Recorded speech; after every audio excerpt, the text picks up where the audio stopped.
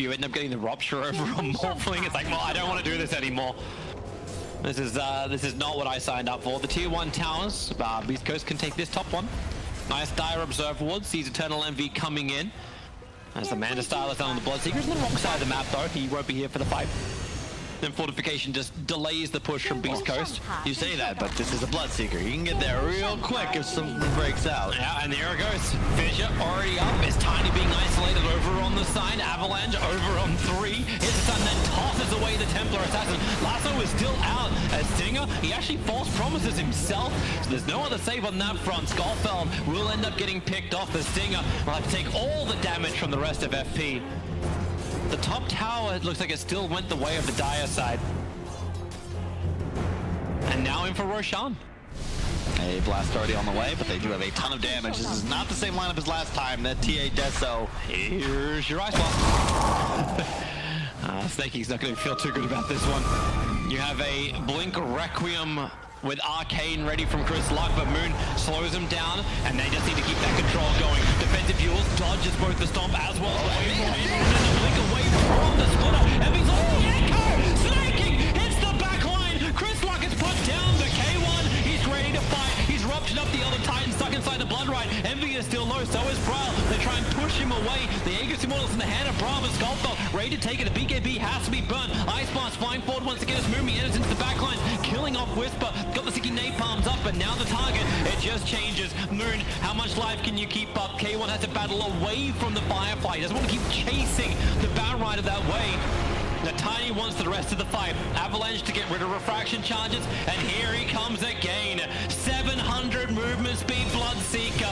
The train is really out of the station. In fact, just toss him because he's not moving fast enough as it is. Attacking into the Bat Rider. They need to kill him off quickly. The lasso is only just coming back off cooldown as the buyback will arrive. They fight underneath their tier 1 towers. Tiny's in too deep, but Bat Rider, he got the Bloodseeker, pulling him back in. He's the big target. If they can kill off K1, this will all be worth it for FP, but here comes Skullfeld once again with the Avalanche toss, taking him beyond this fight by throwing him back over towards the illusions. But K1 needs more help. Chris will be here. He goes with the Eul Scepter. If he can play the Fog of War, only 19 souls, the Requiem won't be that impressive. The Whisper returning back to fight. Chris on the run. The Rupture's up once again. The Templar Assassin cannot move. If she does, she dies, but no other choice when she gets tossed back by Skullfeld. Chris will end up going down as Moon. Now he's spirit vesseled up as K1 goes from AUI over towards Moon. Both will go down. FP forcing the issue down the mid.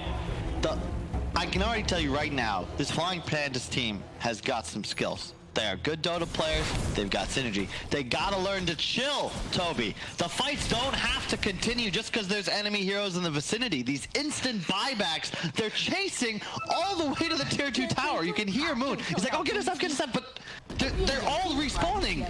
You have to be able to look up and be like, oh shit, there's more numbers on the way. Take your victory. Recognize we have a morph with Ags on the way. Let's make a move with that. Let's relax a little bit, guys. It's here. It's here. The Ags is up. He'll look for the jump in. Beast Coast are attacking him without the Templar Assassin and the Bat Rider. This does not feel like a fight you really want to try and take, but they're smoked up, so they are looking for it. Fissure over on K1. Here comes your jump in. This one's Eternal Envy. Oracle needs to get that false promise off, able to do so over on the Bloodseeker while Tiny goes up to AUI into the back line. Ice Blast is coming in. Envy, he's going to get chilled up by this. Not what he wanted to have happen, but well, yeah, no damage from it, but still having that shield effect. He's going to stay up as TA and other Titan going after the Tiny. So Envy and Skullfeld being traded off. One has buyback. That's going to be Skullfeld committing it already. Trying to keep the rest of FP low so the Bloodseeker can continue to fight. He's trying to get his life back from neutrals at the moment, and it looks like FP will disengage. That's such a cool combo, AA Oracle. You get the Ice Blast, and now you can just spam your E's, your Purifying Flames, and you don't even care about the heal component any longer. You can see Envy, he had like 1200 HP, but because he's got to stand still thanks to the Rupture, and he's on that amp damage placed down by Whisper, he just damage, and hey Moon, no buyback on them. Bye Moon. Wasn't even on there. Oh, they saw him with the ward behind near the shrine, and Owie's like, okay, got Instantly. it. Yeah, that's the difference between pubs and pro games, because a pub says, oh my god, we need wards. The pro realizes that this kill has happened because the enemy team has wards, and what do you know, he's already got a sentry prepared, along with that Vlad's really cool item picked up here, all about that damage amp. one of the more value items still in Dota 2. Bounty Rune's up in 20 seconds. Looks like K1 will be able to control top. Will his team be able to secure bottom? They are en route. They're trying to hunt. Now they see, okay, yeah, blink away from Chris Luck. BKB and Yulsepta catching him out is going to be very difficult. A full 10-second BKB as well. And thanks to these kills, the Whispers managed to pick up 9-2-13 on this 3-position Ancient Apparition. He's building into the Aghanim Scepter upgrade.受到攻击。 我们拿到的是什么？ To get as many bounty runes as possible. It's huge. 天辉 And it's 战 getting to 塔 a tough 正 place. 受 The 到 problem 攻 with 击。 TA is pretty much everybody watching knows like it is not a real typical hard carry. You are a squishy in and out type of skirmisher. As the game scales and team fights become more and more likely to break out, your hero kind of falls off hard, especially when you're up against heroes like Bloodseeker, SF. AA is actually an incredible late game hero. You remove healing. Like, how is that fair? They're gonna smoke. They've got the Ags ready. Envy's shaked up and ready to rock and roll. Templar Assassin can blink inside of Refraction, so I think it's fair enough to remove healing. K1, they should jump in, and they're going in for the back line straight away. Here comes your Iron Balance. It's going to be a little bit shorter. Is it? No, Moon killed off pretty quickly from this one. It's still a 1-for-1 trade, but Brawl lost so much life to get in. Chris Luck, he's jumped around. It's now finally the time to let her rip with the Requiem. It will be, but only onto the BKB up Briar. Not a lot of damage to come from this one. The SF will get nuked down with the Mel Strike, while Envy trying to get back in this fight once again, bouncing forward, keeping the control of the Ancient Apparition. But the promise is there thanks to the buyback coming in from the Oracle, allowing Skullfuck now get a great avalanche done, and they'll end up picking up both AUI as well as Bryle. Whisper will still die for the cause.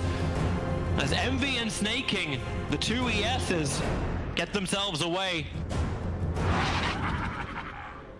That was a hell. I mean, Schofield's playing out of his mind. This Tiny has been everywhere. And he's the one that was the punching bag at the very start. Yeah. What was he like? He was like 0 for 6 at one point. Something like that. SF there, Chris Luck, he's got to be cautious. You can never go mano-a-mano with this Templar Assassin based on the items he's got. Blink, Yules, BKB. What's missing? Any sort of armor. He's got 14. TA Meld Strike plus Deso, that's 15. Rather, with the talent, it's 12 plus 7. So he's in the negatives, taking more than pure damage from right clicks. Here we go again. The Echo